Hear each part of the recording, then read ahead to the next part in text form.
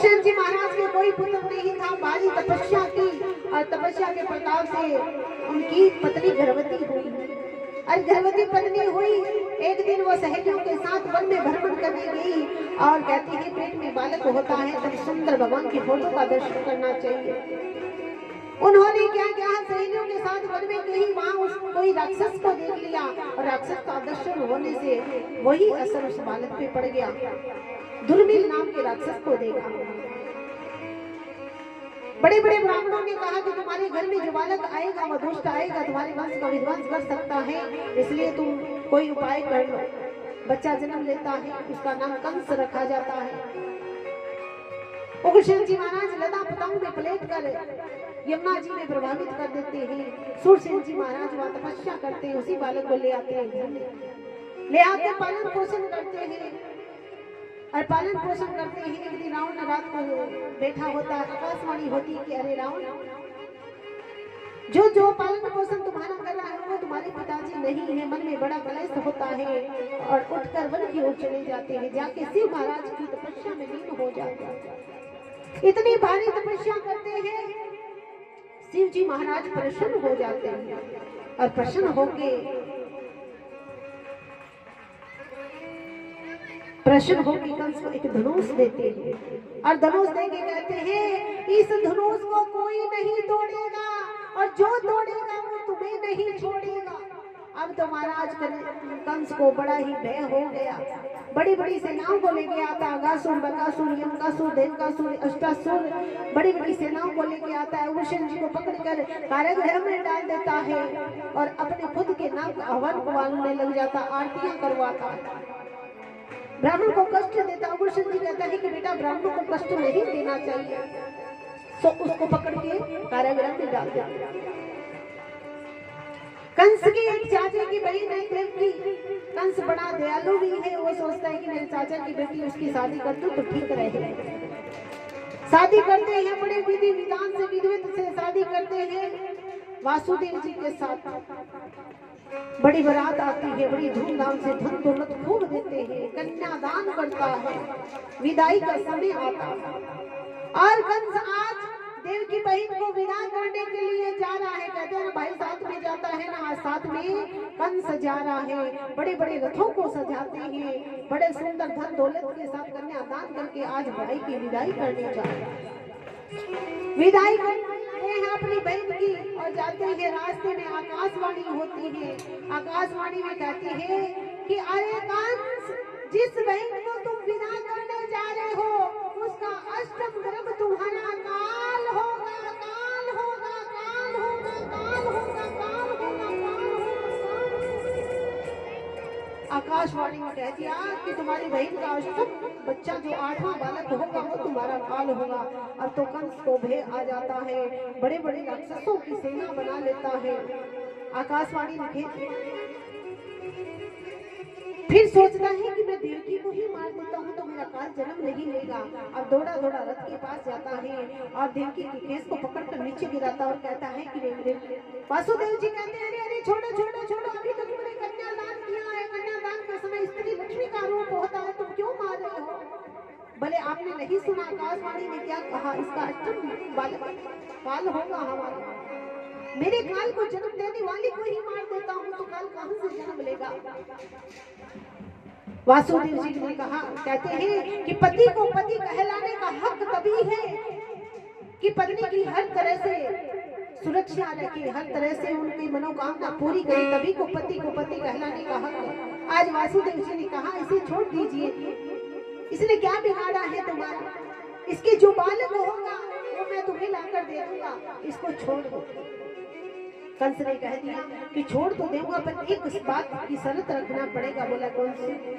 कि जब तक 8 बच्चे नहीं होते तब तक आपको जेल में बंद रहना पड़ेगा, हाथों में हथकड़ियां, पैरों में बेड़ियां पहनना पड़ेगा और जो भी बालक होगा तुम मेरे को ला के दोगे।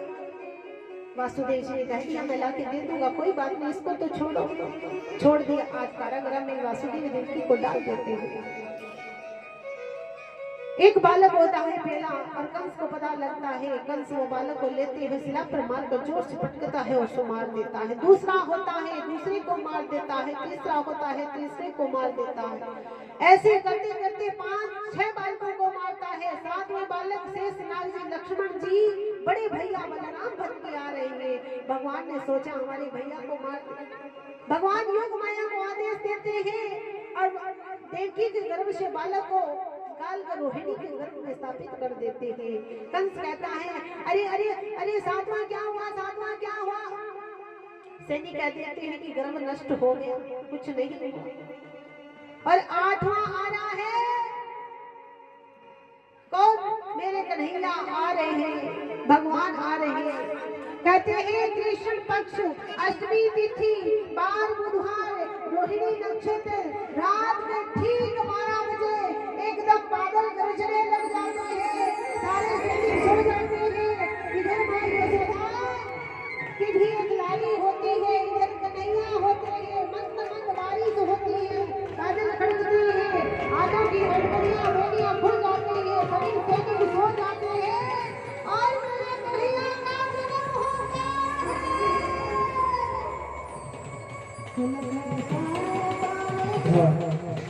नंद बाबा की बड़ी होती है नंदा और सुनंदा। कहते हैं भैया बधाई हो, बधाई हो।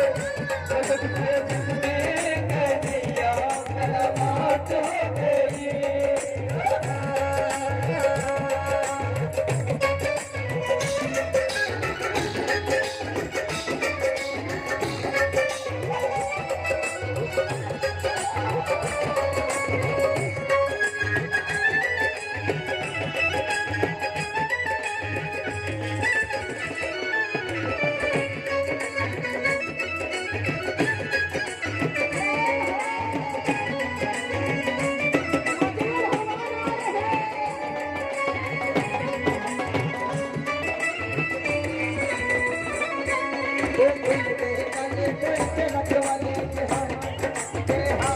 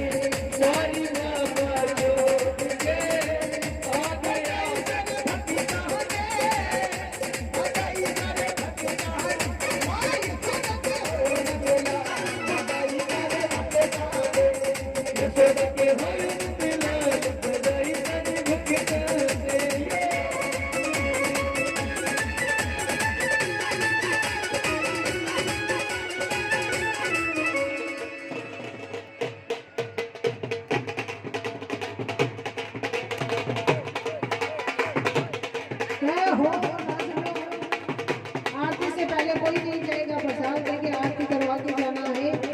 भगवान की कल बहुत सुंदर बाल लीला भी होगी, विराज महाराज की पूजा भी होगी, मंगल महाराज की 56 भोग लगेगा, सभी भोग बना के लेके आएंगे भगवान के लिए। जय हो।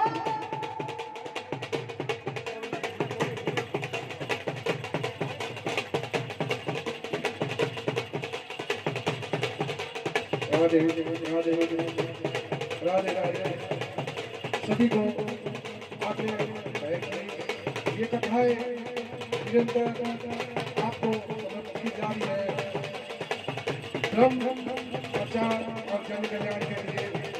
ये कथाएं सार्वजनिक रूप से चल रही है, इसमें आप तन मन धन से सहयोग करके इसके बाकी बने। जो भी कृष्ण जन्मोत्सव में जो बधाई स्वरूप देना चाहते हैं वो कमल जी और खत्री साहब को अपनी बधाई स्वरूप जो लिखवाना चाहते हैं वो लिखा दे। कमल जी और खत्री जी को वो अभी कुछ ही दिनों में आने से पहले वो बधाई बोलेंगे, तो लिखाना चाहिए वो खत्री जी और कमल जी को लिखा दे। राधे राधे। जो भी सहयोग राशि देना चाहे, कल देते परसों देते, जो भी देना चाहे अपने को यहाँ उनको देनी है। लो खत्री जी ये ध्यान रखना, वो आपकी इच्छा अनुसार। ये सहयोग राशि अपने को देनी है और ये जो खर्चा कर रहे हैं इन्हीं की तरफ से हो रहा है। अपने को इसलिए सहयोग राशि देनी है। जो भी जितनी दिल से देना चाहे, चाहे इनको पंडाल यहाँ दे दे, कमल जी को दे दे, मेरे को दे दे, जिसको जिसकी इच्छा हो वहाँ दे दे, सहयोग राशि जरूर देवे। कृष्ण जन्मोत्सव पर एक भेंट मिली है गुप्तदान के रूप में, उनके लिए जोरदार तालियों से 500 रुपए गुप्तदान कृष्ण जन्मोत्सव की ओर से जोरदार तालियों से हार्दिक अभिनंदन स्वागत।